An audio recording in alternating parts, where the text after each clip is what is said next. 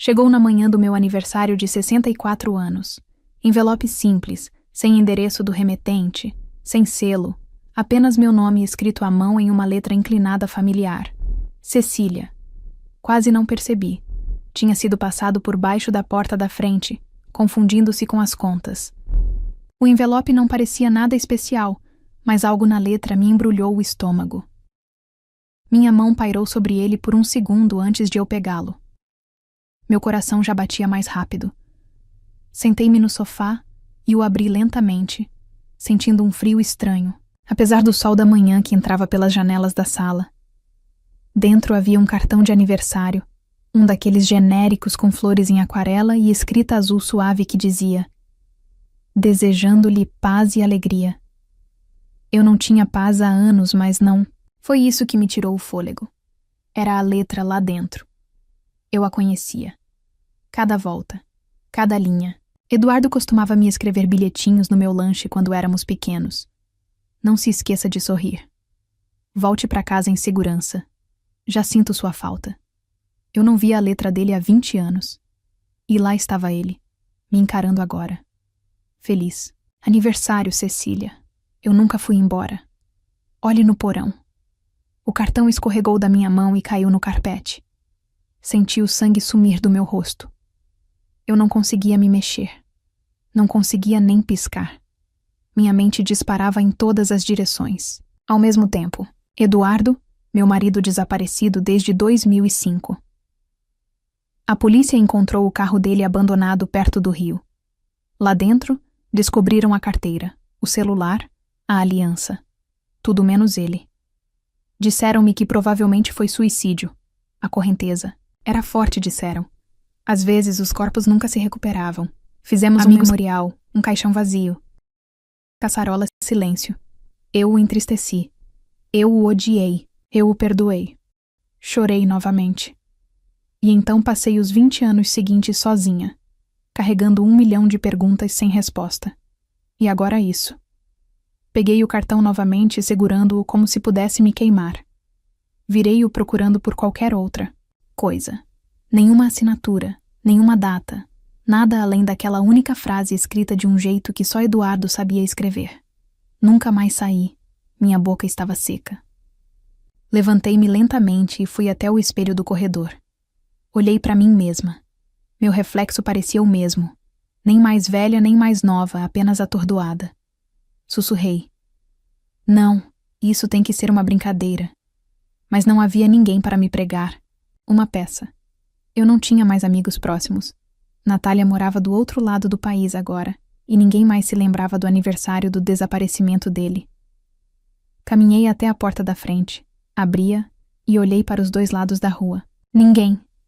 Apenas a brisa farfalhando as árvores. Um jornal perdido ainda jogado na entrada da garagem. Quem poderia tê-lo colocado ali? Quem o faria? Meu coração batia forte enquanto eu olhava para o envelope novamente. Virei-me e encarei o corredor que levava ao porão. Aquele porão estava silencioso havia 2 décadas. Eu não fazia mais do que varrê-lo 1 ou 2 vezes por ano. Eu não precisava de espaço de armazenamento. Não precisava de lembretes. Mas agora, tudo o que eu conseguia pensar era: o que ele quis dizer? Procure no porão. Seria uma metáfora, uma ameaça, um pedido de socorro. Eu não queria ir lá embaixo, não sozinha, não sem respostas, mas também não podia ignorar. E lá no fundo, sob o pânico e o choque, havia algo mais. Esperança. Não do tipo inocente e alegre. Não. Essa esperança tinha arestas cortantes. Fez meu estômago revirar, mas estava lá mesmo assim. Respirei fundo, peguei a lanterna da gaveta e me dirigi à porta do porão. Minha mão tremia enquanto eu tentava alcançar a maçaneta. Independentemente do que eu estivesse prestes a descobrir, uma coisa era certa. Minha história, a história que eu havia contado a mim mesma por 20 anos, estava prestes a mudar. Em 2004, se me pedissem para descrever minha vida, eu a teria chamado de comum, talvez até chata, mas da melhor maneira possível. Eu tinha 43 anos. Era casada há mais de 2 décadas com Eduardo Santana, um homem que dobrava as meias com precisão militar e sempre deixava 2 goles de café na cafeteira, como se fosse algum tipo de ritual.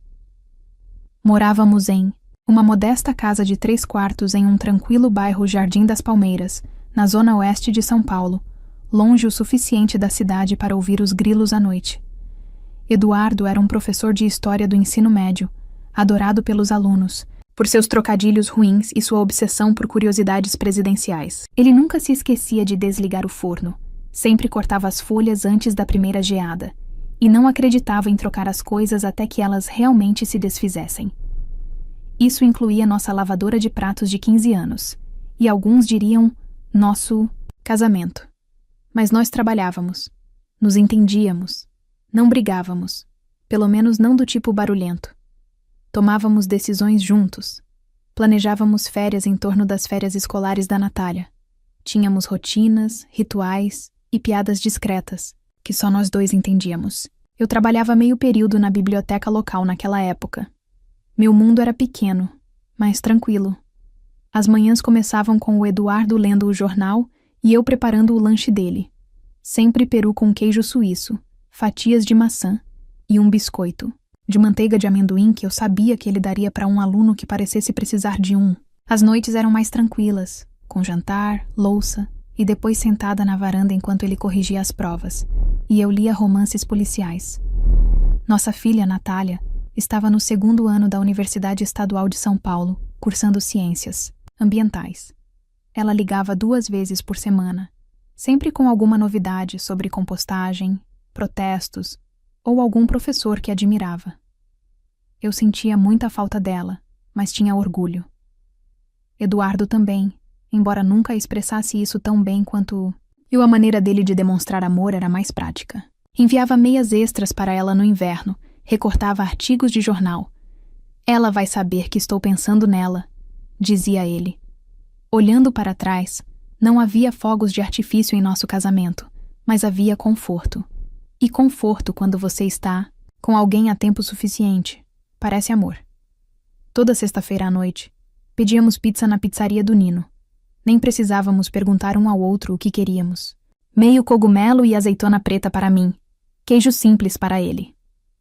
Ele sempre escolhia o filme, geralmente algo com espiões ou submarinos, e eu sempre dormia no meio do filme. Ele me cutucava para acordar quando os créditos passavam e dizia: "Você perdeu a melhor parte." Como sempre fazia. Aos domingos, íamos de mãos dadas à feira.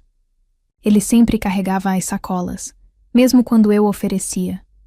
Nunca falávamos sobre nada inovador. Geralmente sobre o tempo, fofocas da vizinhança, qual filho ia se casar. Mas eu nunca me sentia entediada.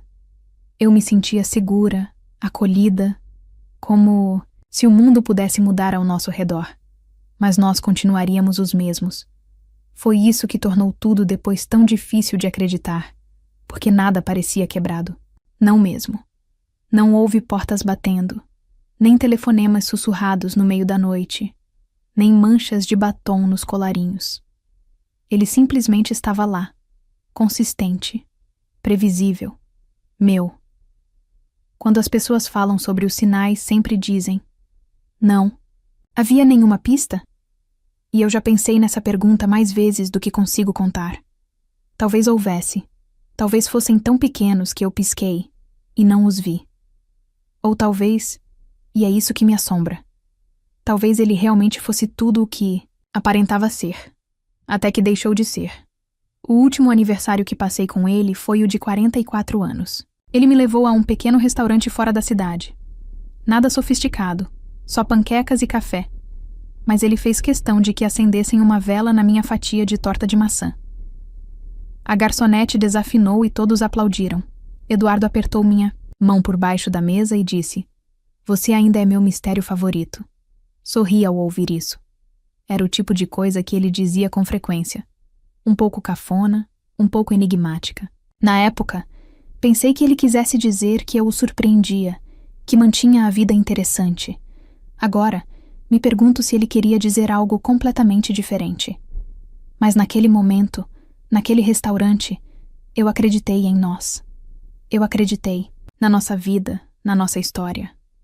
Eu acreditei que, não importa o que viesse a seguir, a aposentadoria, a velhice, talvez nos tornarmos avós, nós enfrentaríamos isso juntos.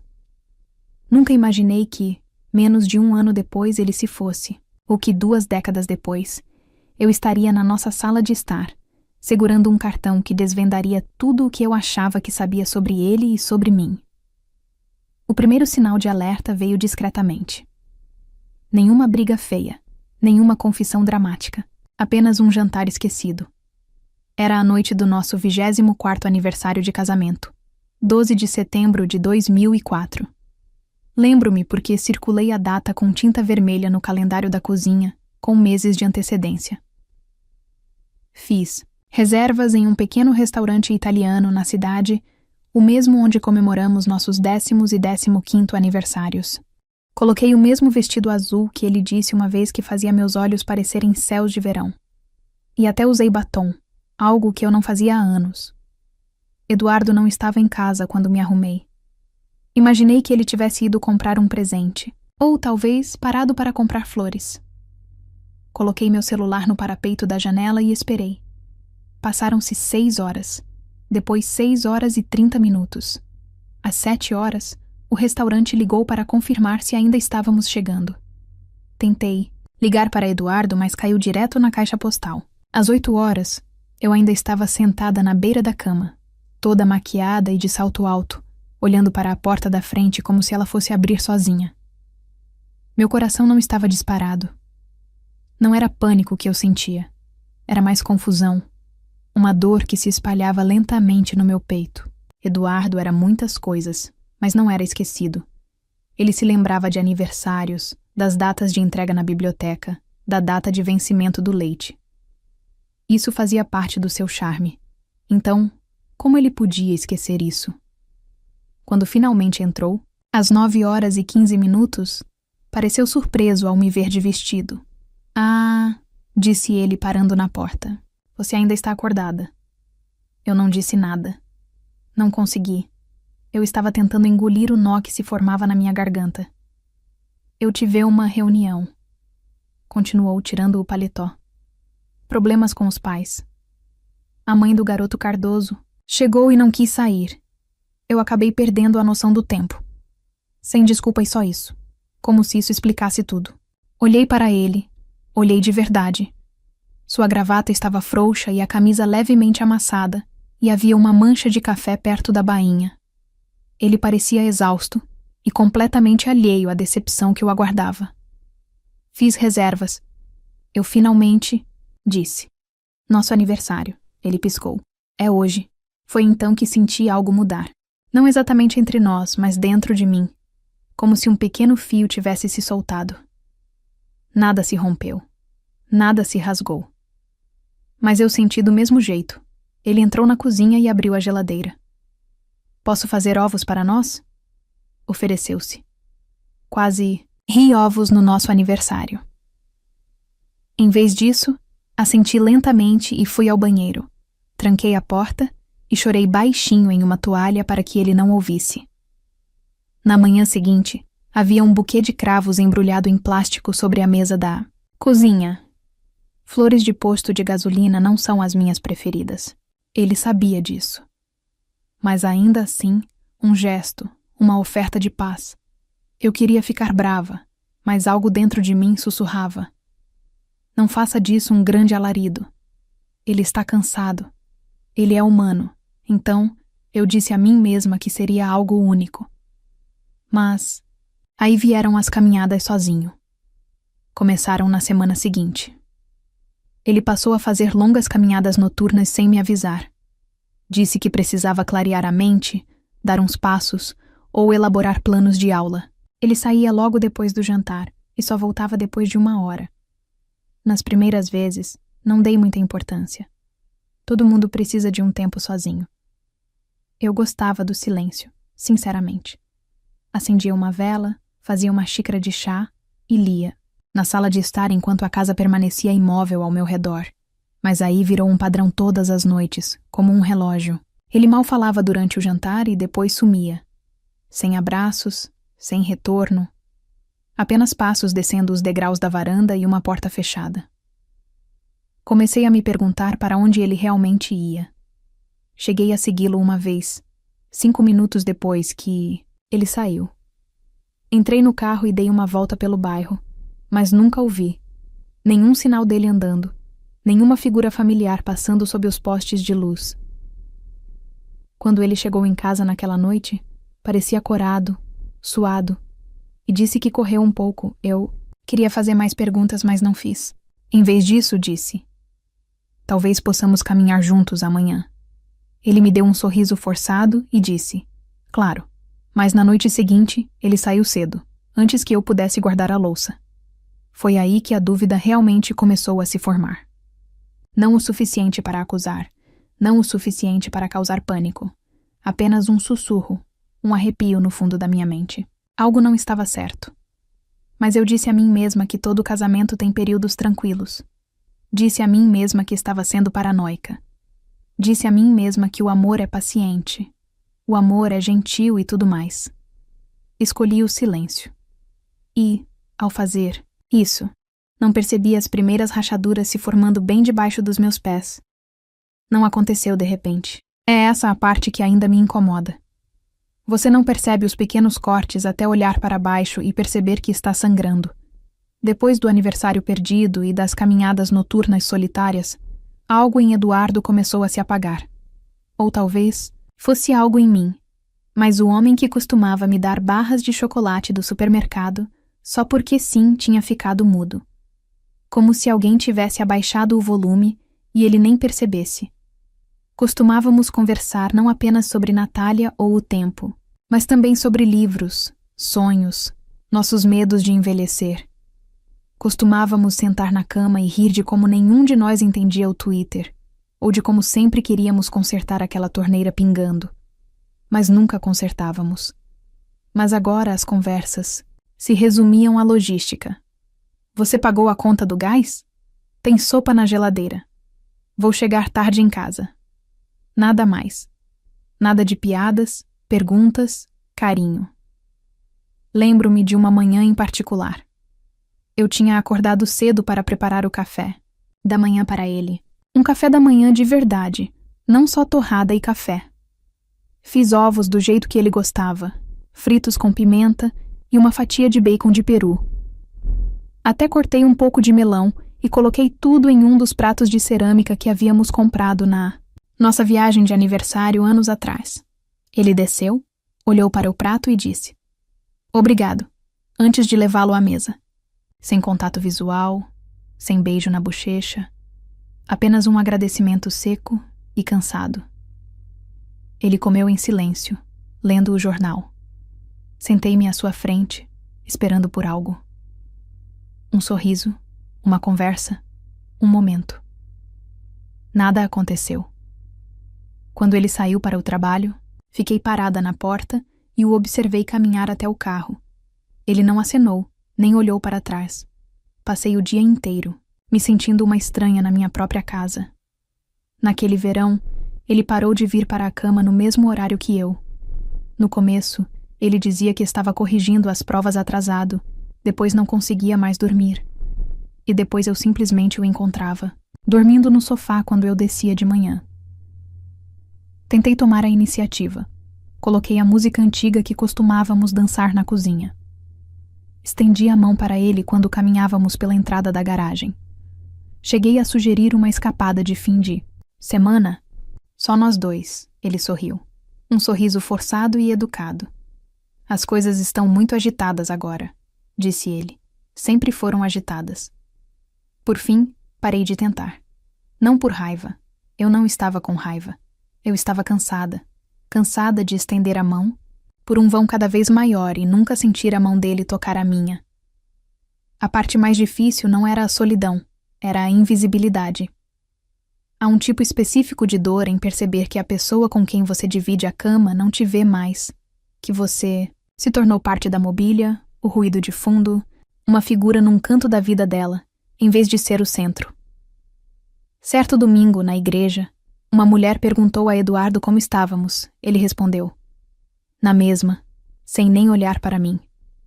Sorri e acenei com a cabeça. Esse tinha se tornado o meu papel. O de esposa sorridente e que acenava com a cabeça. Mais tarde naquela semana, cortei o cabelo. Nada drástico. Apenas o suficiente para emoldurar meu rosto e me sentir revigorada. Cheguei em casa, vesti uma blusa nova e preparei sua caçarola favorita para o jantar. Ele não percebeu, não disse uma palavra, apenas se serviu de um prato, comeu em silêncio e foi para o porão. Isso era outra coisa. O porão. Ele começou a passar mais tempo lá embaixo. Disse que estava organizando caixas velhas, mas eu nunca ouvi muita coisa se mexendo.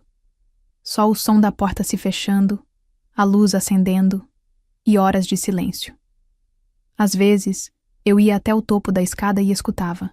Uma vez até gritei para baixo dizendo que precisava de ajuda. Ele não atendeu.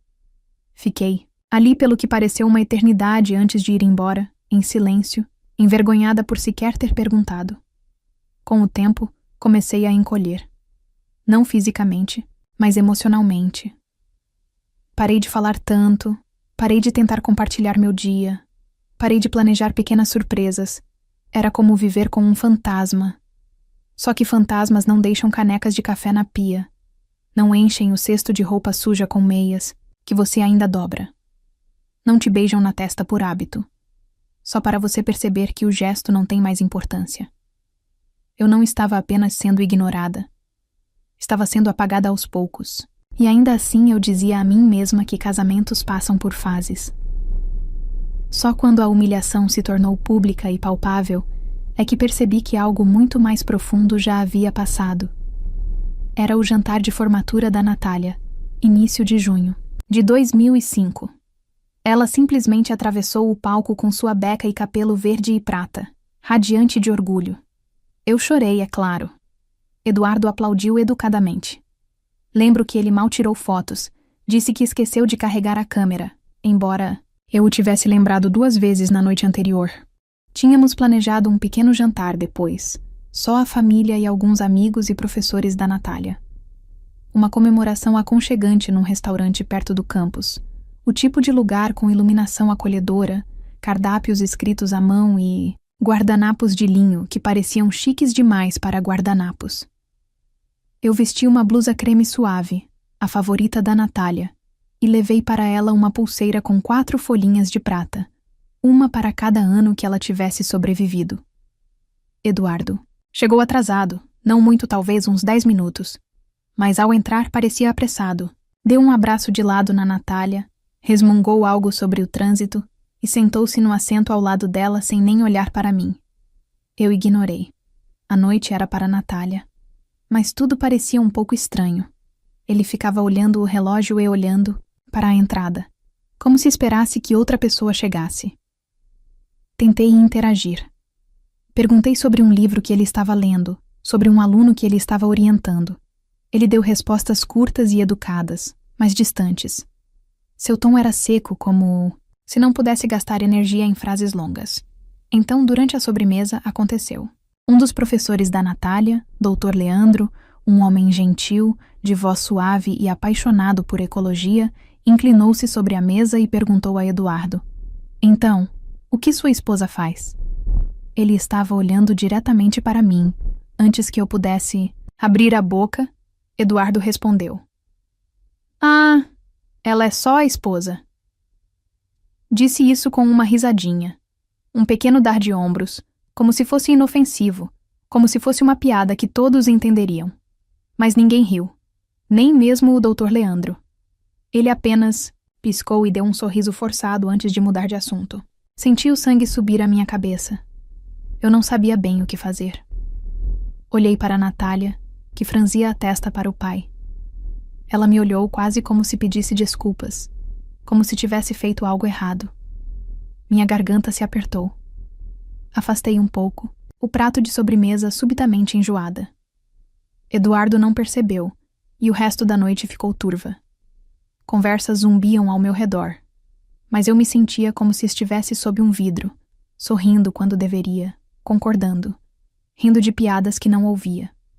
Meus ouvidos zumbiam com aquelas palavras. apenas a esposa. Eu ficava repetindo na minha cabeça o tom, a naturalidade, a desconsideração casual da vida que eu havia dado a ele, de quem eu era. Eu não era uma estranha. Eu era a mulher que havia criado nossa filha, que havia mantido nossa casa funcionando, apoiado sua carreira, o confortado quando ele perdeu os pais, editado todas as cartas de apresentação que ele já havia enviado. Eu era a pessoa que o amava muito antes de qualquer uma dessas pessoas sequer saber o nome dele. E agora eu era apenas a esposa. Quando a conta chegou, eu a peguei. Minhas mãos tremiam quando tirei a carteira da bolsa. Eduardo não se ofereceu para dividir. Ele apenas se recostou e disse: "Você consegue, né? Tipo, não faz quase um quarto de século que estamos casados." Foi naquele momento que algo em mim se rompeu. Limpo e irreversível. Não foi o dinheiro. Nem foram as palavras. Foi a maneira como ele as disse. Com total indiferença, como se eu fosse cúmplice da noite dele. Como se eu pudesse ter sido qualquer pessoa naquela noite. Chorei no banheiro do nosso quarto de hotel, pressionando o rosto contra uma toalha para abafar o som. Ele não bateu. Não perguntou se eu estava bem. Foi para a cama. Fiquei deitada no chão frio de ladrilhos por quase 1 hora, ouvindo o zumbido do ar-condicionado e tentando me lembrar da última vez que me senti como sua parceira, em vez de sua substituta. Daquela noite em diante, parei de tentar provar que era importante para ele, porque naquele momento eu sabia que não era, não para ele. E essa constatação foi o início da minha partida silenciosa, mesmo antes de ele partir para sempre. Depois do jantar de formatura da Natália, algo mudou entre Eduardo e eu que nunca mais voltou ao normal. Parei de perguntar para onde ele ia à noite. Parei de lembrá-lo das nossas ligações semanais com a Natália. Parei de fazer café para 2. Não foi uma briga. Não houve portas batendo, ameaças, ultimatos. Apenas silêncio. Um desenlace, mútuo e silencioso. Ele passava mais tempo lá embaixo, no porão, muito mais do que antes. Às vezes, saía empoeirado e distraído, resmungando algo sobre reorganizar caixas. Outras vezes, eu nem o ouvia subir. Comecei a ir para a cama sozinha, regularmente, deixando a luz do corredor acesa, sem saber se ele alguma vez tinha vindo para a cama. Por fim, parei de acender a luz. Naquela primavera, comecei a me sentir como uma convidada em minha própria casa. Ainda dividíamos o mesmo espaço, mas nos cruzávamos como estranhos em um ponto de ônibus. Eu estava dobrando roupa na sala de estar e ele passava por cima do cesto de roupas, sem dizer uma palavra. Eu preparava o jantar e deixava a porção dele no micro-ondas. Às vezes ele comia, às vezes não. Uma tarde, cheguei em casa do supermercado e descobri que Eduardo tinha esvaziado o armário do corredor. Não tudo, só as minhas coisas. Minha capa de chuva, minhas luvas de jardinagem, o cachecol que a Natália tinha tricotado para mim no Natal passado, tudo dobrado e empilhado ordenadamente em uma caixa de papelão perto da porta. Quando perguntei sobre isso, ele respondeu categoricamente. Eu precisava de mais espaço. Sem desculpas, sem explicações. Foi nesse momento que percebi que estava sendo eliminada. Pedaço por pedaço, cômodo por cômodo. Mas não discuti. Não gritei. Em vez disso, subi as escadas, tirei os sapatos e sentei na beira da cama por quase 1 hora, olhando para o espaço onde os chinelos dele costumavam ficar.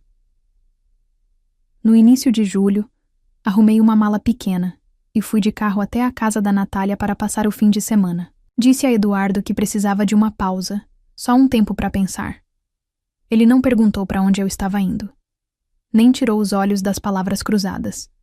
Tudo o que disse foi: ok. Natália também não fez muitas perguntas, mas eu podia ver nos olhos dela a preocupação, a mágoa. Ela arrumou a cama de hóspedes sem dizer uma palavra e sentou-se ao meu lado no sofá com uma caneca de chá e um cobertor. Assistimos a reprises de programas antigos, sem que nenhum de nós realmente assistisse. Acho que nós dois sabíamos que eu não voltaria para a mesma vida. Mesmo assim, voltei para casa no domingo à noite. Abri a porta da frente e encontrei As luzes apagadas, a TV ainda ligada e um prato de comida intocado no balcão. Eduardo não estava lá. A casa estava tão silenciosa que parecia ter esquecido como respirar. Fiquei na cozinha por um longo tempo, esperando por algo. Um barulho, um rangido na porta, uma voz. Mas nada aconteceu. Então chegou a manhã que finalmente destruiu a ilusão de que aquilo ainda era um casamento. Era uma terça-feira, 21 de junho. Lembro-me porque era o solstício de verão, o dia mais longo do ano, embora tenha acabado parecendo o mais escuro. Eduardo disse que ia ao mercado comprar leite. Mal levantei os olhos das minhas luvas de jardinagem enquanto assentia. Ele deixou a porta entreaberta atrás de si. Terminei de aparar as plantas da minha casa, limpei o balcão e esperei o som do carro voltando. Ele não voltou. À noite eu estava andando de um lado para o outro. À meia-noite liguei para o telefone dele, direto para a caixa postal. Deixei uma mensagem, depois outra, depois mais 5. Pela manhã, relatei seu desaparecimento. Sua carteira foi encontrada 2 dias depois no banco da frente do carro estacionado em uma estrada de terra com as chaves ainda na ignição. Não havia sinais de luta, pegadas, nem testemunhas. A polícia disse que parecia suicídio. Ele pode ter entrado no rio. Disseram-me que às vezes as pessoas escolhem lugares remotos para ter privacidade. Mas ele não deixou nenhum bilhete, nenhum aviso, nenhuma despedida. Apenas uma escova de dentes no banheiro, um par de sapatos perto da porta dos fundos e uma cama vazia que permaneceria assim por anos. Todos presumiram que eu tinha acabado, que eu seguiria em frente, venderia a casa, reconstruiria, me recuperaria, mas não o fiz porque não estava com raiva. Eu nem estava quebrada. Eu estava oca, silenciosamente destruída. E isso era de alguma forma pior. Depois que Eduardo desapareceu, o tempo deixou de significar alguma coisa. As primeiras semanas foram um borrão de perguntas, compaixão e caçarolas. Pessoas com quem eu não falava há anos enviaram cartões. Natália veio de avião e ficou por um tempo. Os vizinhos cortaram a grama do meu jardim sem pedir. As moças da igreja entregaram um ensopado de atum com macarrão e uma torta de pêssego com orações, escritas à mão coladas nas tampas de alumínio. Mas no segundo mês, as ligações diminuíram. No terceiro, as pessoas pararam de pedir atualizações. Você vai superar isso, diziam. Ou pior, talvez seja uma bênção disfarçada. Ninguém diz isso em voz alta para uma viúva. Mas eu não era viúva. Tecnicamente não. Eu era outra coisa. Algo mais difícil de definir. Uma esposa sem marido. Uma vida em pausa. Uma pergunta sem resposta. Não houve um funeral. Não imediatamente. Durante meses recusei-me a acreditar que ele tinha ido embora. Meu cérebro continuava a dar nós na lógica. Talvez ele tivesse tido um colapso. Talvez estivesse num hospital com amnésia. Talvez tivesse fugido e se arrependido. Cada vez que o telefone tocava uma pequena parte de mim, pensava que seria ele a explicar-se, a pedir desculpas e a voltar para casa. Mas o telefone só trazia contas, telemarketing ou, pior, silêncio. Por fim, cedi à pressão. Fizemos um memorial. Nenhum corpo, apenas uma foto emoldurada de Eduardo, das nossas últimas férias na serra em pé num pier, acenando e sorrindo como se nada estivesse errado. Fiquei ao lado daquela foto e apertei a mão de pessoas que me disseram o quão forte eu era. Não me lembro de nada do que eu disse. Só me lembro do peso do meu vestido preto e de como Natália apertou minha mão com tanta força que deixou marcas de lua crescente na minha pele. Depois do culto fui para casa e me deitei na cama, ainda vestida. Olhei para o ventilador de teto e o ouvi. Clicar, clicar, clicar, enquanto ele girava, hipnotizando-me até a quietude. Parei de atender a porta, parei de verificar a correspondência, parei de ir ao supermercado. Minha geladeira se encheu de sobras estragadas e iogurte vencido. Eu sobrevivia com biscoitos salgados, pêssegos em lata e chá preto. Às vezes, eu não comia nada. Eu deixava o jardim de lado. As ervas daninhas cresciam selvagens, rastejando sobre o caminho de pedras que tínhamos construído juntos anos atrás. Eu as observava engolir as flores uma a uma da janela da cozinha, cansada demais para impedi-las. À noite, eu me sentava na cadeira dele, perto da lareira, agarrando um de seus moletons velhos como se ainda pudesse carregar seu perfume. Não carregava. Cheirava a poeira e amaciante de roupas. Mesmo assim, eu o segurava. Às vezes eu falava com ele, fazia perguntas que ninguém conseguia responder. Por que você foi embora? Você me odiava? Eu perdi alguma coisa? A casa gemia e se acomodava ao meu redor, como se tivesse sua própria dor para carregar. O pior de tudo era o porão. Eu o evitava como se fosse mal-assombrado. Aquela porta permaneceu fechada por meses. Eu dizia a mim mesma que era só um depósito, só bagunça, só sombras. Mas, lá no fundo, eu não conseguia me livrar da sensação de que algo vivia lá embaixo. Então, não era o Eduardo. Não literalmente, mas a versão dele que eu jamais conseguiria alcançar. As respostas, a verdade, a ausência dele preenchiam aquele espaço como uma névoa. Na única vez em que desci, só dei 3 passos antes de me virar. O ar estava pesado demais. O silêncio, barulhento demais. Quando chegou o primeiro aniversário do seu desaparecimento, eu não saía de casa havia semanas. Minhas roupas estavam largas. Meu reflexo parecia um estranho, pálido, cansado, mais velho do que eu me lembrava de ser.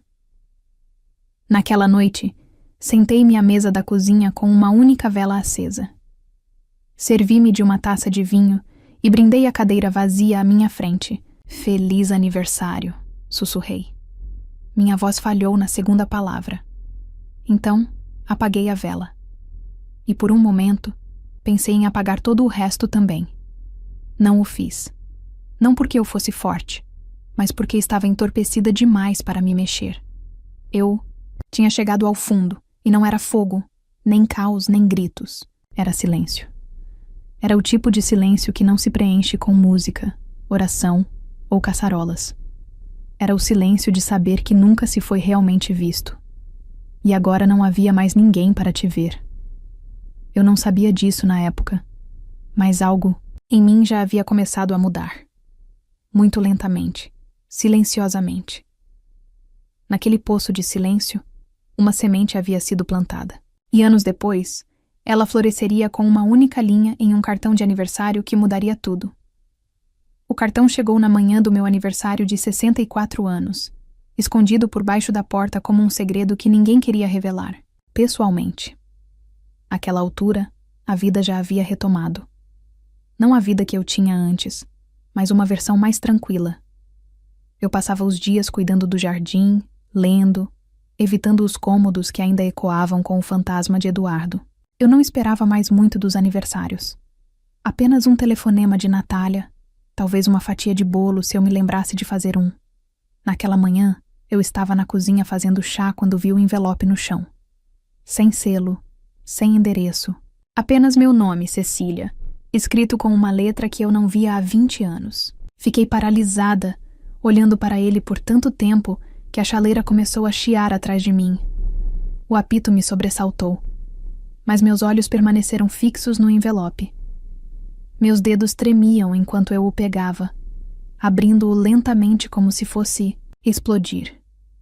Dentro havia um cartão de aniversário, um pastel genérico, barato, mas as palavras lá dentro fizeram meus joelhos fraquejarem. Feliz aniversário, Cecília. Eu nunca saí. Procure no porão. Deixei o cartão cair. Não porque estivesse com medo, não exatamente, mas porque o cômodo parecia ter se inclinado para o lado, como se a gravidade tivesse mudado sem aviso. Eu havia passado 2 décadas acreditando que Eduardo estava morto. 20 anos imaginando seus últimos momentos, imaginando um rio, um corpo perdido na correnteza e no tempo. 20 anos construindo um desfecho a partir do silêncio. E agora isso. A letra era inconfundível. Ele sempre escrevia seus C maiúsculos com uma curva dramática e fazia seus E minúsculos como pequenos 3 invertidos. Eu costumava provocá-lo. Por isso, quando ele assinava cartões de Natal, lá estava de novo. Cada letra perfeita, cada curva e acusação. Agarrei a borda do balcão tentando recuperar o fôlego. Pensei em todas as explicações racionais. Uma piada de mau gosto, uma falsificação, talvez Natália tentando me forçar a encerrar o assunto com alguma intervenção elaborada. Mas ninguém conhecia a letra de Eduardo como eu. E ninguém mais sabia a verdade sobre o que nunca encontramos naquele porão. Eu havia evitado aquele espaço por anos. Não conseguia me obrigar a vasculhar as caixas dele. Não conseguia digerir. As memórias amontoadas entre álbuns de fotos empoeirados e fitas VHS rachadas. O porão era um cemitério, e eu o havia deixado assim. Mas agora ele me chamava. Peguei a lanterna e forcei meus pés em direção à porta do porão. A maçaneta estava fria, desconhecida. Liguei o interruptor no topo da escada, mas a lâmpada do teto já estava queimada há muito tempo. Os degraus rangiam sob meu peso. Quando cheguei ao fundo, o ar estava parado e denso. O facho da minha lanterna passou por móveis velhos cobertos por lençóis amarelados, caixas empilhadas com rótulos de Natal e o material escolar de Natália. Nada se movia havia anos, exceto ali.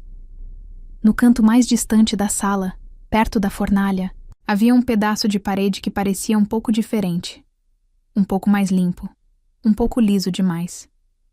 Aproximei-me lentamente, com o coração batendo forte na garganta. A lanterna piscou.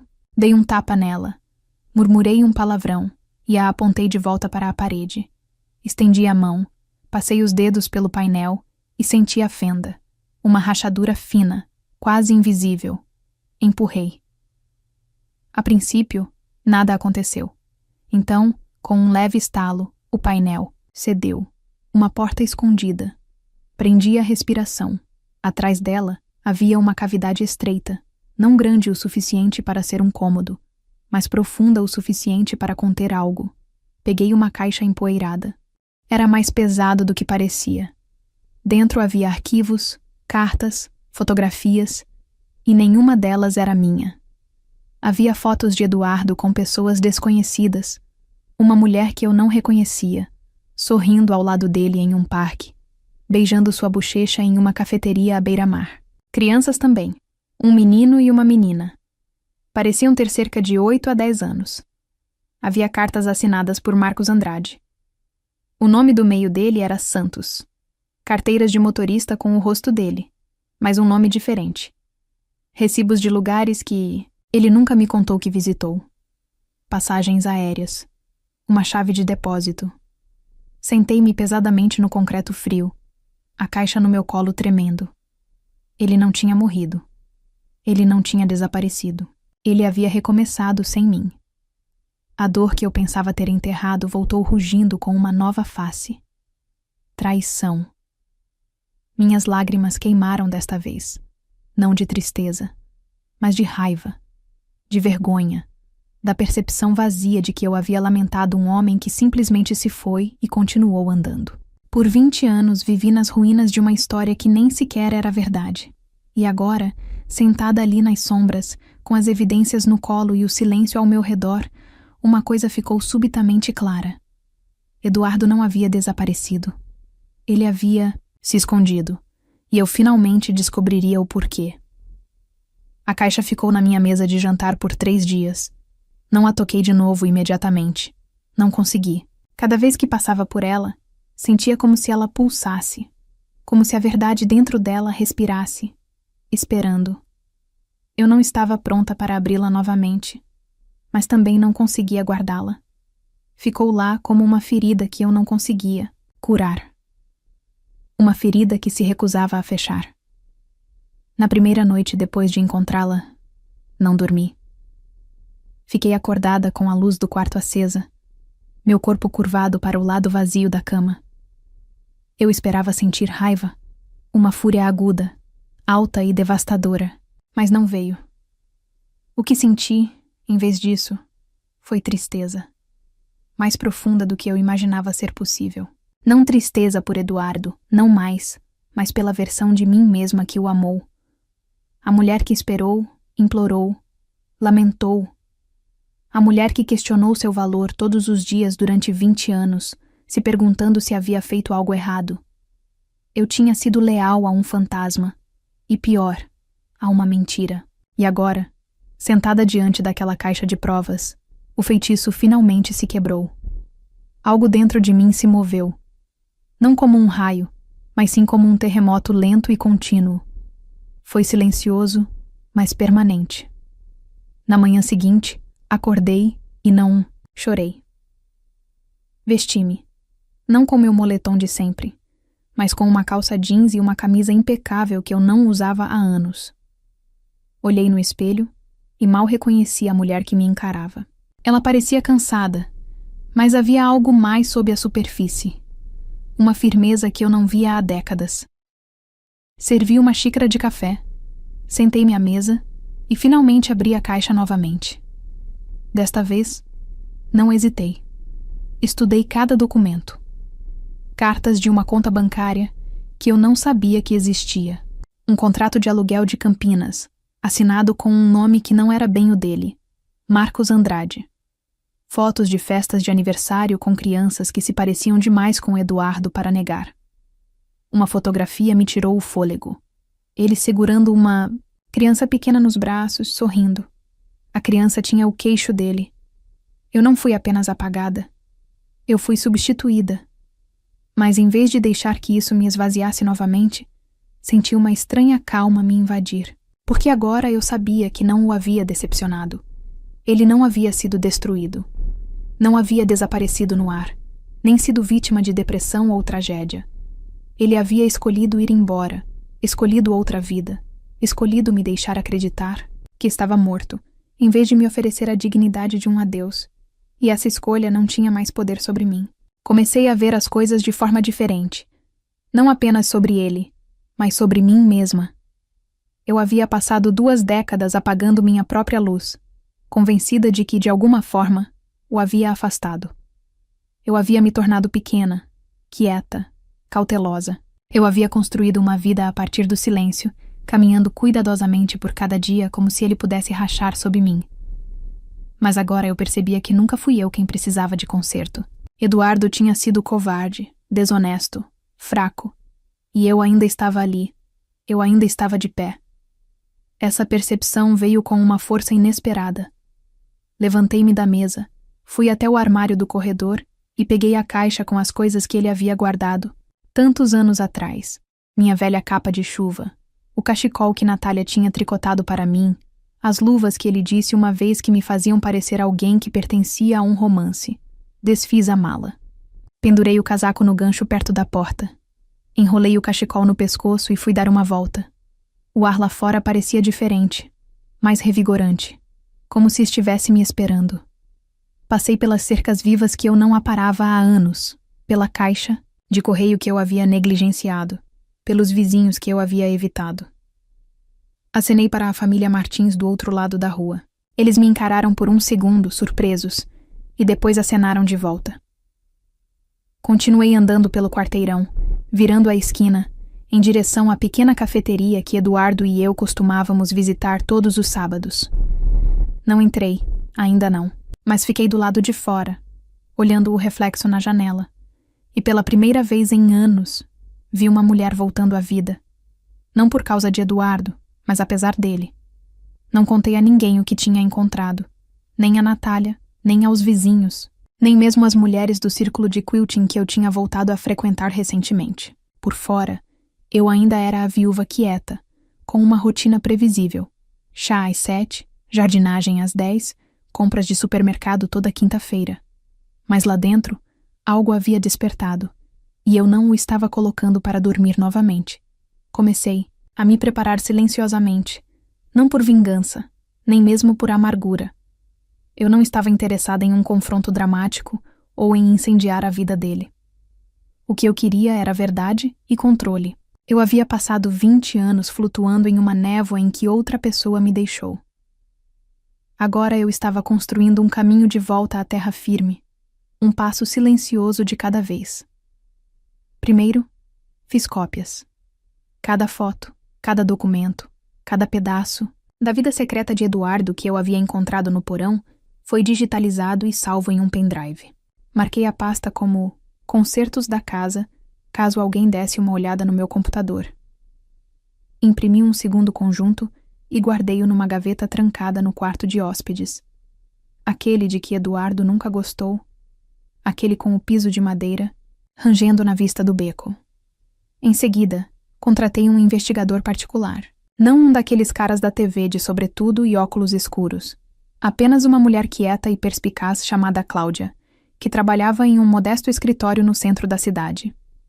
Ela não fez perguntas desnecessárias, apenas assentiu quando lhe entreguei a pasta com documentos de identidade falsos, extratos bancários e contratos de aluguel, e disse: Acredito que meu marido esteja vivo.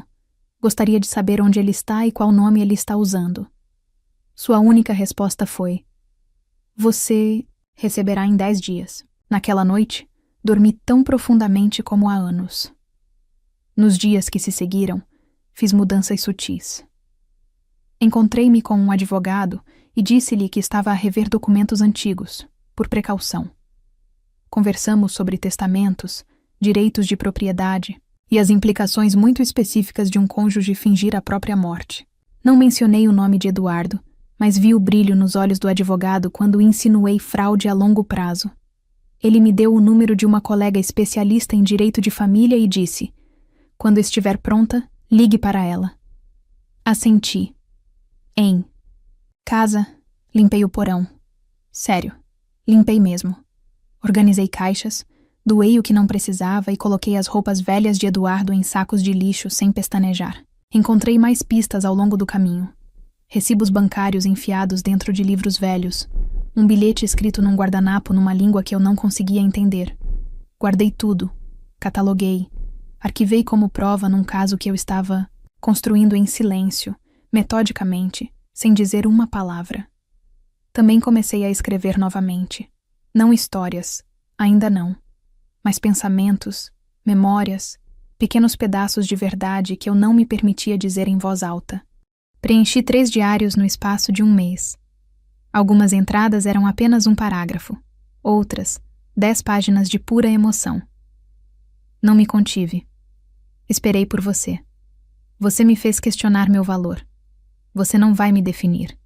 Escrevi este último, 2 vezes. E enquanto escrevia, mudei. Comecei a me vestir com propósito novamente. Não para mais ninguém, mas para mim mesma. Eu comprava flores frescas para a mesa de jantar toda semana. Preparava refeições completas, mesmo que as comesse sozinha. Abri mais as cortinas, deixando o sol entrar. A casa não parecia mais assombrada. As memórias de Eduardo ainda viviam lá, claro, mas não dominavam mais o espaço. Eu caminhava pelos corredores como alguém que reivindica o que sempre fora seu. Até a Natália notou, em uma das nossas ligações semanais. Ela disse: Você parece mais leve. Eu sorri. Talvez eu esteja. Ela não insistiu. Nunca insistiu. Mas eu conseguia sentir o alívio na sua voz. 10 dias depois, a Cláudia ligou. Ela tinha um endereço, um nome e uma foto. Eduardo, agora, conhecido como Marcos Andrade, morando em uma casa colonial de 2 andares em Campinas, SP, com a nova esposa, 2 filhos e um labrador preto chamado Thor. Sorrindo no jardim da frente, como se não tivesse desaparecido de outra vida sem deixar. Rastros. Eu não sentia raiva, nem mesmo choque. Eu me sentia pronta. Não para destruí-lo, mas para me firmar na verdade que eu havia descoberto com tanta paciência e silêncio. E percebi que isso tinha um poder próprio. Porque, enquanto Eduardo havia construído uma vida com base em mentiras, eu finalmente estava vivendo a minha, passo a passo, silenciosamente, na luz. O poder nem sempre chega como um trovão. Às vezes, ele se esgueira como a luz da manhã. Lento, constante, impossível de ignorar quando chega. Depois que a Cláudia me deu a foto de Eduardo, ou Marcos agora, em seu novo quintal, com uma família que eu nunca tinha conhecido, fiquei em silêncio por um longo tempo. Encarei seu rosto, os mesmos olhos cansados, o mesmo sorriso torto. Ele estava mais velho, um pouco mais pesado, um pouco mais grisalho. mas era inegavelmente ele. O que me impressionou não foi que ele tivesse seguido em frente. Foi como ele parecia normal, como se nunca tivesse destruído a vida de alguém, como se nunca tivesse dirigido até a beira de um rio e abandonado o passado sem uma única palavra de encerramento. Não liguei para ninguém. Não gritei, não chorei, nem joguei coisas. Simplesmente coloquei a foto numa pasta e me endireitei mais do que nunca. Algo havia mudado, e desta vez não era dentro de mim, era dentro dele. Ele só não sabia ainda. Por 2 décadas, Eduardo foi quem segurou a caneta para escrever a história do nosso casamento. Ele escolheu o final. Ele fechou a porta. Ele me escreveu. Mas agora eu tinha a verdade em minhas mãos, documentada, verificada, inegável, e sabia de algo que ele não sabia. Ele não era mais intocável. Eu não precisava gritar para recuperar minha dignidade. Eu não precisava destruir a vida dele para consertar a minha. Tudo o que eu precisava era clareza. E agora eu a tinha. Comecei a dar passos pequenos e deliberados. Atualizei meu testamento, removendo o nome dele e qualquer referência a parentes próximos.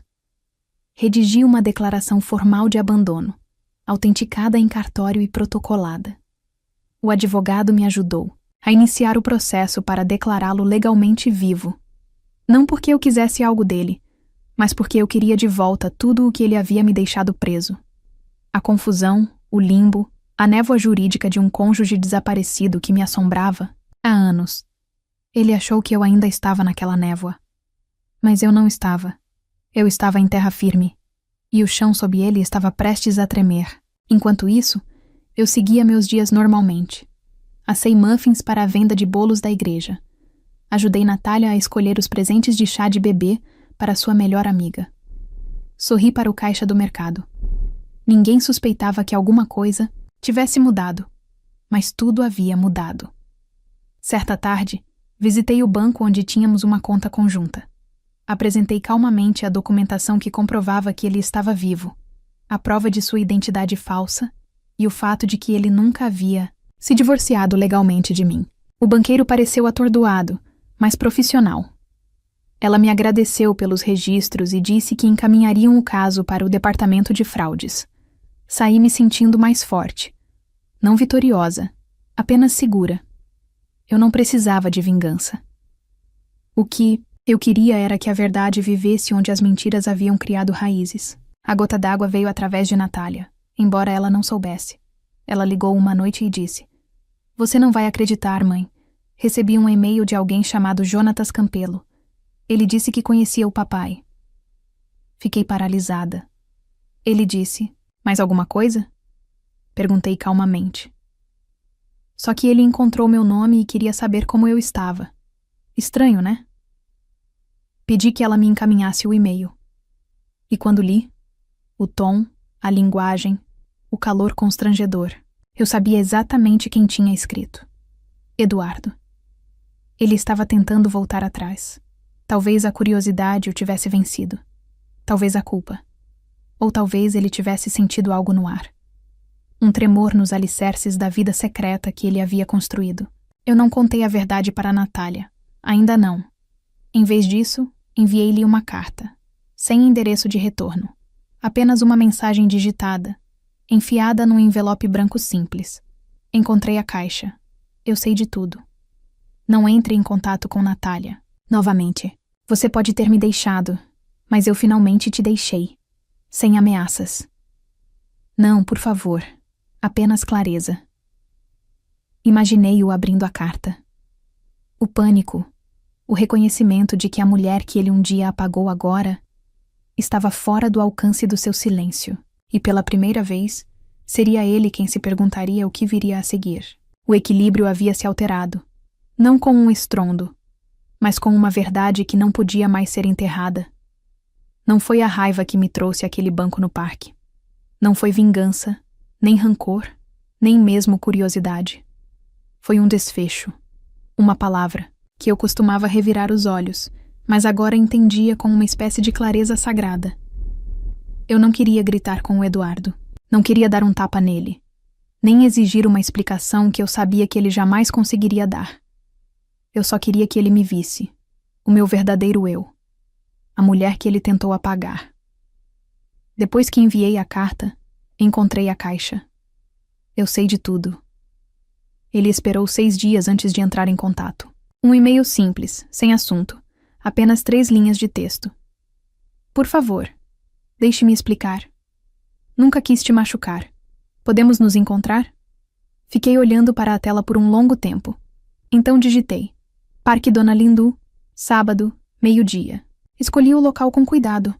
Não era nossa casa. Não era um lugar com memórias compartilhadas.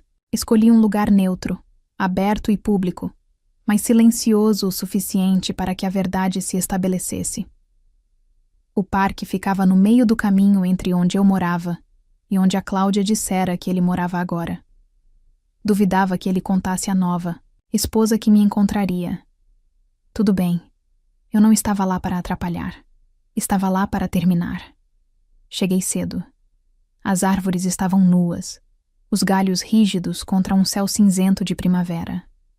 Uma brisa trazia o aroma de folhas molhadas e fumaça, de lenha distante. Sentei-me na extremidade mais distante do banco, perto do riacho, onde a trilha fazia uma curva o suficiente para que eu pudesse observar as pessoas se aproximando sem ser vista primeiro.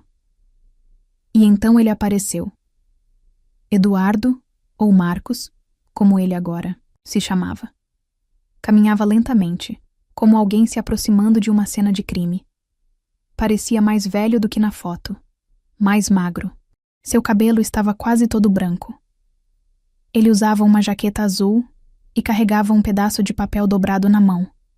Provavelmente algo ensaiado, algo praticado. Ele me viu e congelou. Eu não me mexi. Depois de um momento, ele se aproximou e sentou-se, não muito perto. Havia um espaço entre nós, o tipo que costumava ser preenchido com calor. Agora estava frio, denso, com tudo o que não havia sido dito. Ele abriu a boca, fechou-a. Eu não o ajudei. Finalmente ele falou. Não sei como começar. Virei-me para olhá-lo atentamente pela primeira vez. Seus olhos eram covardes. Não há nada que você possa dizer que possa desfazer isso. Eu disse baixinho. Mas vá em frente. Tente. Ele engoliu em seco. Eu estava me afogando naquela época. Eu sentia que não tinha importância. Como se estivesse apenas cumprindo a promessa. Todos os dias eram iguais. Eu não sabia como te contar. E então eu conheci alguém. Não foi planejado. Simplesmente aconteceu. E eu pensei que se eu ficasse, acabaria te magoando. Te machucando ainda mais. Você me machucou mais. Respondi, com a voz firme. Você me deixou pensar que estava morto.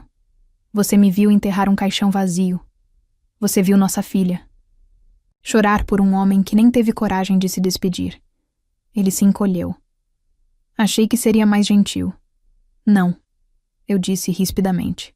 Não finja que foi misericórdia. Foi egoísmo disfarçado de desaparecimento. Ele olhou para o riacho, envergonhado. Não entrei em contato com Natália de novo, disse ele. Prometo. Só pensei que, talvez, depois de todos esses anos, eu não estivesse aqui para reconciliar Eduardo. Ele olhou para mim de novo. Olhou de verdade. Estou aqui porque quero que você veja o que tentou enterrar. Inclinei-me levemente. Não com raiva, mas com seriedade. Vivi com o seu fantasma por 20 anos. Questionei tudo. Quem eu era? O que fiz de errado? Se imaginei? Tudo. Realizei o funeral de um homem que preferiu desaparecer a ser honesto. Mas parei de lamentar. Parei de me questionar. Não sou sua esposa. Não sou sua vítima. Eu sou eu. E eu vim aqui para que você soubesse que me lembro de tudo. E que não tenho mais medo. Eduardo não disse nada. Suas mãos tremiam levemente no colo. O vento agitava as folhas ao redor dos nossos pés. É só isso? Perguntei depois de um momento. Ele assentiu lentamente. Sim. Levantei-me, ajeitei meu cachecol, Olhei para o homem que costumava ser meu mundo e que agora parecia tão dolorosamente pequeno. Eu te perdoo, eu disse. Mas nunca vou esquecer. Então fui embora. Não rapidamente, nem dramaticamente, apenas com um propósito. E não olhei para trás. Não esperava mais nada de Eduardo depois daquela conversa final no parque. Eu disse o que vim dizer, olhei-o nos olhos e fui embora, sem nenhum traço de arrependimento. Pensei que aquele fosse o fim. Encerramento. Mas o destino, como sempre, reservava uma última reviravolta. Não estrondosa nem cinematográfica, mas poética e afiada o suficiente para ter gosto de justiça. 2 semanas depois, recebi um telefonema da minha advogada, Helena Duarte, uma mulher de cabelos loiro-gelo e voz cristalina. Ela falou com precisão, sem enrolação, sem dar as mãos. Exatamente o tipo de pessoa que você quer quando está tentando desembaraçar 20 anos de silêncio e papelada. Cecília, ela disse, você precisa entrar. Recebemos documentos relacionados ao 2º casamento do Sr. Andrade, ou como eu diria agora, casamento ilegítimo. Sentei-me em seu escritório mais tarde naquela semana, com a mesma pasta de papel pardo entre nós que eu havia lhe dado, meses antes, agora repleta de documentos e assinaturas legais. Ele nunca pediu o divórcio, disse ela, folheando as páginas. Aos olhos do Estado, você ainda é a esposa legal dele, encarei-a. Então, ele cometeu bigamia. Sim. E não só isso. Ele abriu várias contas financeiras conjuntas com uma identidade falsa, enquanto ainda era legalmente casado com você, o que poderia ser considerado fraude. Fraude fiscal, falsificação de identidade, possivelmente até fraude de seguro, dependendo das alegações feitas após sua morte. Meu primeiro instinto foi de descrença. Afinal, a dor, o silêncio, o abandono. Ele tinha sido quem estava infringindo a lei o tempo todo. Você quer prestar queixa? Perguntou Helena. Fiz uma pausa. A ideia do drama no tribunal, de arrastar sua 2ª família pela lama, me embrulhou o estômago. Eu não queria punir inocentes. Não queria me tornar o monstro que ele temia o suficiente para forjar o próprio desaparecimento. Não, eu disse. Não quero um julgamento. Quero uma declaração. E quero que ele perca o direito de continuar vivendo essa mentira, ela assentiu. Então podemos entrar com uma petição civil. Você teria o direito de anular o 2º casamento dele, recuperar os bens e apresentar um registro formal que invalide quaisquer reivindicações legais que ele tenha feito sob falsas alegações. 2 semanas depois, Eduardo, ou melhor, Marcos, recebeu uma notificação formal. A petição retirou o status legal do seu 2º casamento. Suas contas bancárias foram sinalizadas para análise. Seu nome entrou em um registro de fraudes, discretamente, com cuidado, sem alarde. A vida que ele construiu sobre os ossos da minha dor começou a se desfazer. Mas essa não era a parte que parecia justiça. Isso aconteceu no dia em que recebi uma carta pelo correio, não dele, mas dela. Patrícia Nogueira, a mulher com quem ele se casou sob falsos pretextos. A mulher que por quase 20 anos viveu a vida que eu pensava ter perdido. A carta foi escrita à mão, cautelosa, respeitosa. Começava assim: Não te conheço, mas te devo um pedido de desculpas. Ela explicou como Marcos lhe confessou tudo depois de receber a notificação judicial. Ela ficou devastada, não apenas pela mentira, mas pelas décadas de traição, pela forma como ele desapareceu de uma vida inteira e deixou outra mulher carregar o peso de sua ausência. Ela disse que encontrou os arquivos que ele mantinha escondidos, as anotações que eu havia descoberto anos depois. Ela o confrontou e ele finalmente admitiu toda a verdade. Ela escreveu: Casei-me com um homem que não conhecia de verdade. E você viveu a vida inteira se perguntando para onde ele foi. Sinto muito pela minha participação nisso, mesmo que tenha sido sem saber. Quero que saiba que ele se foi. Pedi que ele fosse embora. As crianças e eu reconstruiremos tudo, assim como você fez. Espero que um dia sua história lhe traga paz. Li a carta 3 vezes. A cada vez, O peso no meu peito diminuía um pouco mais. Ele havia perdido tudo. Não porque eu exigi, mas porque mentiras não ficam enterradas. Mesmo quando escondidas atrás de novos nomes, novos sorrisos, novos CEPs. Nunca mais falei com ele. Não precisava. Ele havia sido exposto não com violência, não com escândalo, mas com uma verdade silenciosa e inegável. Essa era a justiça que eu nunca soube que precisava. Porque o verdadeiro poder não estava no que eu tirava dele. Estava no que eu recuperava, para mim. Era uma quarta-feira chuvosa quando Natália ligou. Eu estava na cozinha limpando a bancada depois de assar uma fornada de biscoitos amanteigados de limão. Aqueles que o Eduardo adorava, mas pelos quais nunca me agradeceu.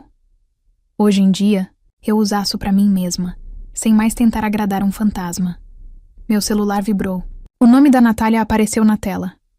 Oi, querida, eu disse, encostando-o no ouvido. Sua voz estava estranhamente suave. Oi, mãe.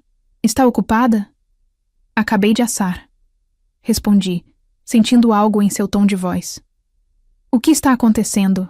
Ela hesitou por um segundo, depois disse. Recebi uma carta do papai. O tempo não parou. Não exatamente, mas algo dentro de mim parou. Fechei a torneira da pia, enxuguei as mãos numa toalha e sentei-me à mesa da cozinha. Uma carta? Perguntei. Gentilmente. Só algumas páginas, escritas à mão, sem remetente. Ele disse o quê? Que vinha acompanhando minha vida de longe e que esperava que um dia eu o perdoasse. Ele disse que nunca deixou de me amar. Fechei os olhos.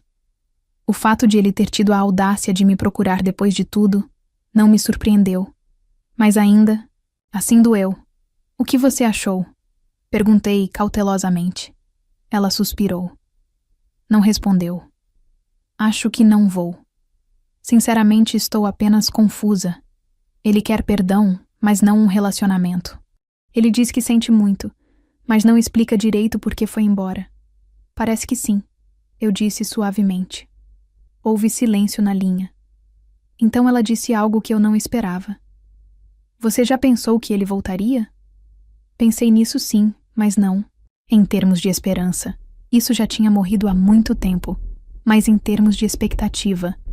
Se eu realmente acreditaria que o Eduardo um dia apareceria, bateria na porta e diria que tinha cometido um erro, eu costumava admitir por muito tempo que imaginava a campainha tocando, ele parado ali, chorando, pedindo desculpas e contando alguma história sobre ter perdido a razão ou precisar recomeçar.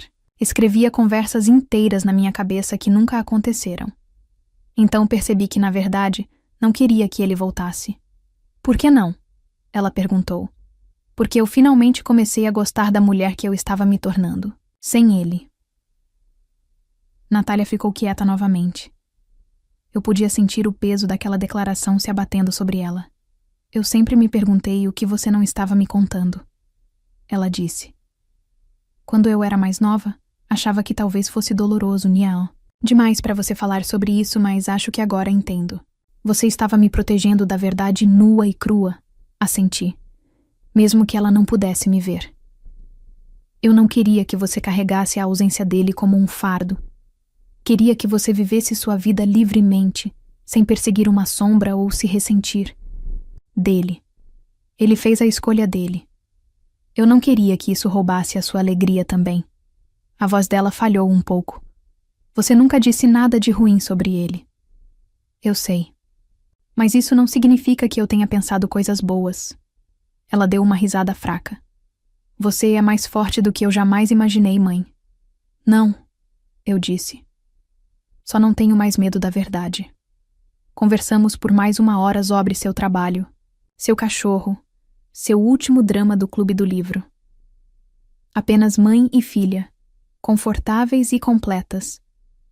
Depois que desligamos, fui para o jardim. A chuva tinha parado, deixando tudo brilhante e novo. Caminhei lentamente entre os pés de lavanda e alecrim, respirando a terra úmida. Eu não precisava que Natália escolhesse um lado. Eu não precisava que ela odiasse o pai ou mesmo o confrontasse. O que importava era que ela me via agora. Não como alguém frágil ou trágico, mas como alguém que atravessou o fogo e saiu ilesa do outro lado. Mais tarde naquela noite, acendi uma vela na sala de estar, servi uma taça de vinho e li uma carta que havia escrito, mas nunca enviado. Era para o Eduardo. Eu a havia escrito meses antes, depois de encontrar a caixa. Terminava com uma linha. Você desapareceu, mas eu não. E era verdade. Ele havia desaparecido de nossas vidas, mas eu havia permanecido. Eu tinha crescido. E agora, finalmente, minha filha me via não como alguém que havia sido deixada, mas como alguém que havia ascendido. 1 ano havia se passado desde que o cartão de aniversário deslizara por baixo da minha porta, mudando tudo. As estações haviam chegado e passado, cada uma revelando mais uma camada de quem eu costumava ser. E agora, de pé novamente no topo da escada do porão, eu não sentia mais medo. Acendi a luz. Piscou uma vez antes de voltar a funcionar. Eu não vinha aqui com tanta frequência desde que encontrara a caixa escondida, só quando precisava de algo do depósito ou para limpar os últimos resquícios do desaparecimento cuidadosamente, planejado pelo Eduardo. Mas aquela noite parecia diferente. Não era uma tarefa. Era um encerramento. Desci lentamente, com passos firmes. O espaço estava limpo agora, livre de teias de aranha e entulho. O cheiro de mofo havia desaparecido, substituído por sachês de lavanda e tinta fresca. Eu havia transformado o canto mais distante, aquele com a parede falsa, em um pequeno recanto de leitura. Uma poltrona velha, um abajur, um tapete de lã. Nada elaborado, mas era meu. Sentei-me na cadeira e olhei ao redor, meus dedos agarrando uma xícara de chá de hortelã. Uma chuva fina batia na janelinha perto do teto. A mesma janela para a qual eu costumava evitar olhar, com medo de que pudesse refletir o rosto de alguém que havia desaparecido. Não mais. Pensei na mulher que eu costumava ser, aquela que estava naquele mesmo espaço com as mãos trêmulas e uma caixa cheia de traições no colo. Ela viveu de luto, não apenas por um homem, mas por uma versão inteira de sua vida que nunca existiu de verdade. E eu chorei por ela. Não com tristeza, mas com respeito, porque ela sobreviveu ao que poderia tê-la esvaziado completamente. Ela não apenas suportou o silêncio, mas construiu uma nova voz dentro dele. Eu costumava pensar que encerramento significava respostas, uma confissão, um final perfeito e completo. Mas agora, eu sei melhor. O encerramento é uma escolha. É atravessar a mesma porta que um dia te quebrou e perceber que ela não tem mais poder algum. Passei anos vivendo na penumbra, na ponta dos pés, em meio à dor, esperando por algo que nunca mais voltaria. Eduardo havia planejado sua própria saída, pensando que poderia partir sem consequências. Mas a verdade sempre vem à tona. Nem sempre com drama, mas com certeza. E quando chega, não deixa espaço para vergonha ou negação. Ela simplesmente é. Eu não carregava mais perguntas como correntes. Para onde ele foi? Por que ele foi embora? O que eu fiz de errado? Essas perguntas já haviam sido minhas companheiras. Agora eram fantasmas que não sabiam que estavam mortos. Pensei na voz de Natália ao telefone naquele dia, cheia de preocupação cautelosa e, em seguida, de admiração silenciosa. Como ela me viu por inteiro pela primeira vez. Não apenas como mãe, a constante, a consoladora, aquela que mantinha tudo costurado, mas como mulher. Uma mulher que havia perdido, quebrado, reconstruído e continuado. Era isso que importava no final. Não a queda, mas o levantar. Olhei ao redor do porão mais uma vez, para as caixas agora claramente etiquetadas, para as prateleiras que guardavam pedaços do meu passado, mas que não me definiam mais. Para o brilho suave da luminária, lançando luz nos cantos onde a escuridão costumava se instalar. E então coloquei a mão no bolso e tirei o cartão. Aquele que começara tudo.